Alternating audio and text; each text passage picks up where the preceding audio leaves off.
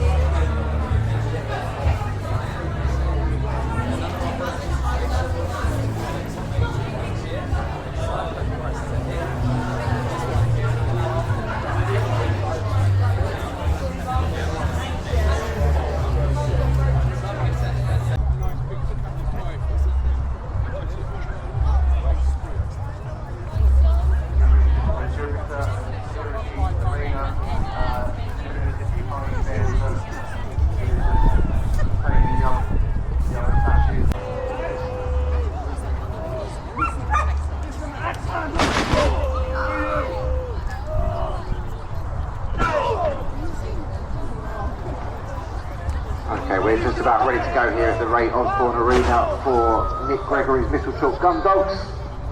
Starting very soon. If you're in the area, take a seat. It's a great show. It's our first time with Nick.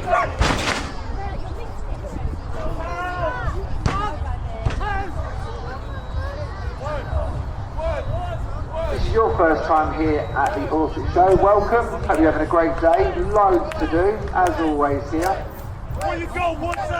The best way to enjoy this show is just to wander around, take everything in, visit every stall, go in every marquee. If you're looking for something in particular, make sure you download the official show programme by scanning one of the QR codes around the arena. Okay, I think we're just about ready. Next voice you'll hear at the Ray Osborne Arena will be Nick. Give him a nice warm welcome, everyone.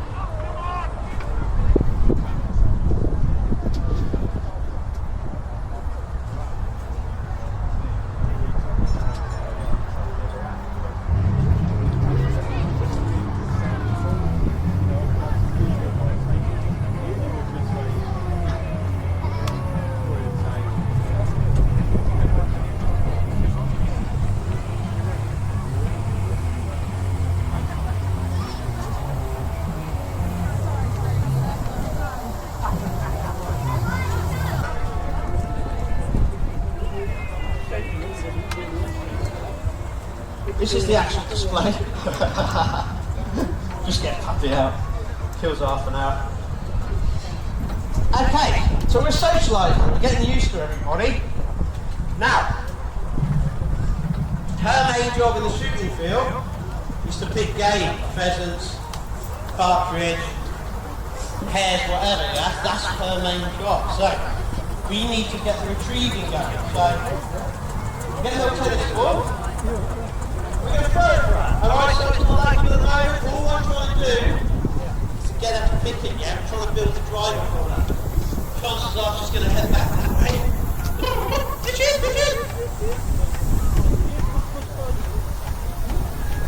So that's a tennis ball, horse trick, yeah? Oh, no, horse. Pick the horse, no! You can pick her up. She comes over. Picky. So we get on the movement. Good girl. So we're building this drive at the moment, yeah? So pick her up, we swap her around. Got her. Just grab her. Good girl.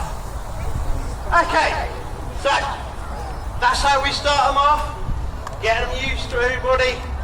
Dogs will walk. Everything's fine. And sooner or later, what they do, they discover their noses.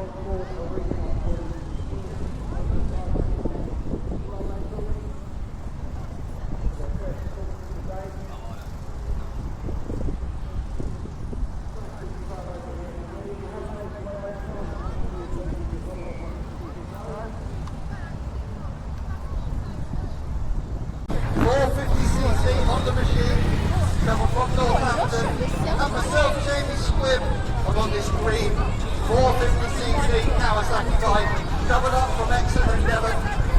So we've set the ramps up, very breezy out today, and one of our nemesis is if that wind comes across the bike. So we've set the ramps in this direction. For the most part, the wind's going straight down or slightly diagonal. Woo! So we've got the takeoff ramp and then 21.5 metres, 70 feet away. We've got the lorry which is the landing, and we're looking to put our wheels down on that down slope. We don't want to go too fast. We don't want to go too slow. So we hit this ramp in second gear. No speedos. So it's completely on us to judge this average. And they can like it ramps a lot. Every arena and every kind of wind direction will alter how we have to hit this to speed. So make sure we're in second gear. There you go. Putting those wheels down right at the very top. That's what we call the sweet spot. And that's exactly where you want to land. There he goes, look at that. Perfect. So here we have that. So what we're going to do now, we're going to have a few warm-up jumps, get comfortable. We get a feel for the ramps, we get a feel for the conditions, get the bike up to temperature, and then we'll get started with some tricks. You can actually hit that ramp and you can feel that wind just pushing you along. So you've got to be careful not to get too throttle happy. There you go, just tweaking that bike out sideways. So Josh will have one more warm up and then we're going to get started with some tricks. Tweaking that Honda out sideways. Right, so I'm going to start now with a trick called the nothing. This is no hands, no feet.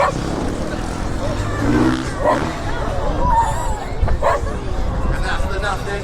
So back in the early days of freestyle motocross, these were big tricks. And now we're just using them to warm up. A lot of the tricks also transferred over from BMX freestyle. See Josh there with the no-hander. So we're going to do another trick from BMX, the can-can. That's the can-can, just jumping up above that seat and kicking the legs over. Oh, look at Josh with the heel flicker. Right, we're going to do the can-can, both sides of the bike now. We call this one the pendulum.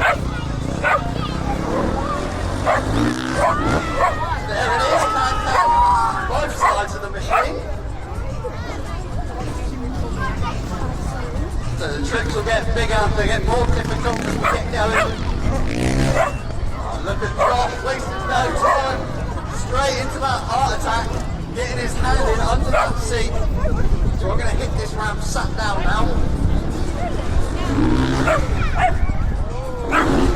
There you go, that's the knack-knack. Whipping that bike out sideways, swinging the leg over that seat.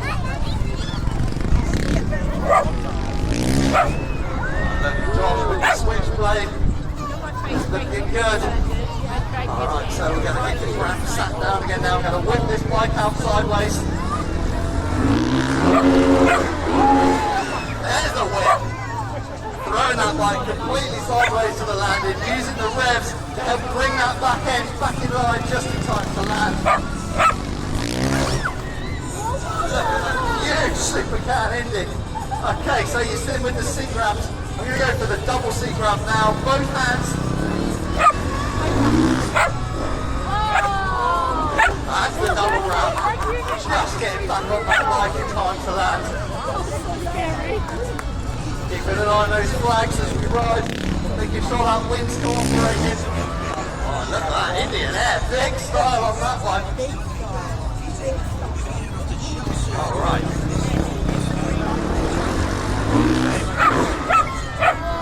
There's the switchblade.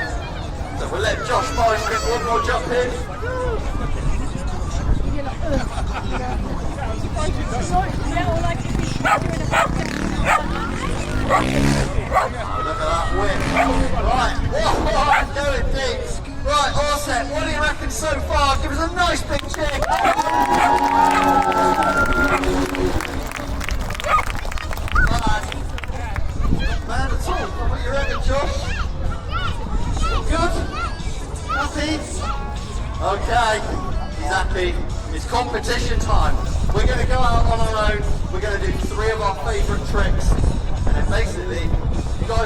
did allow this, but who you reckon is the tallest? So, harness that fits, clean, tidy.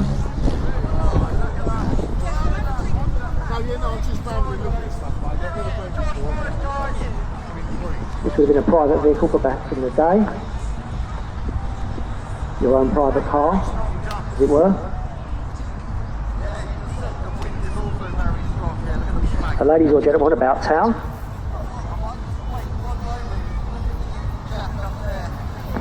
You'll also notice on these vehicles that they do carry lamps situated at the side of the vehicle.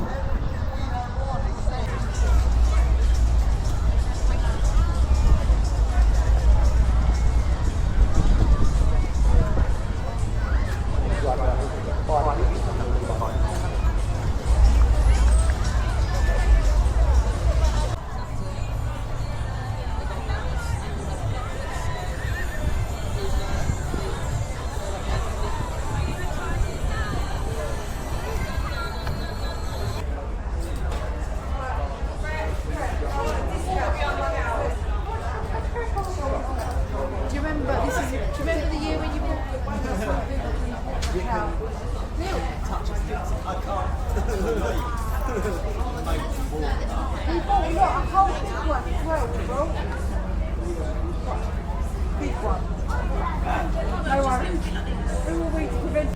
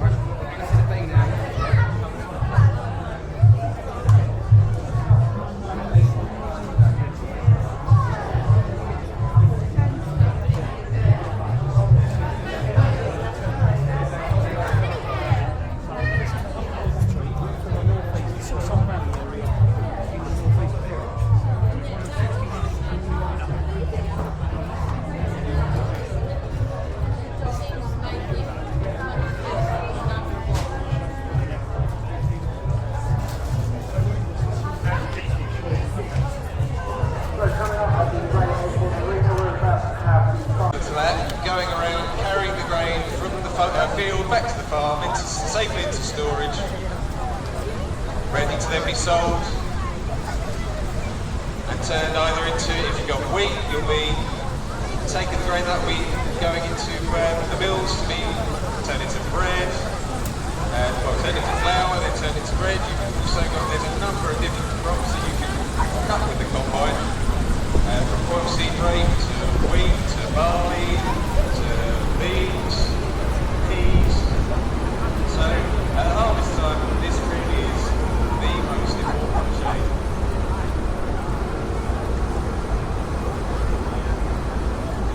I think the really cool thing about that as well is Andrew references there all the different crops that you might cut. Like you say, you've got your breads and stuff like that, your wheats, and you've got your beers and things from your barleys, your cooking oils or your rapeseed oil, peas and beans and stuff like that. There's lots of different uses for the corn that goes through these.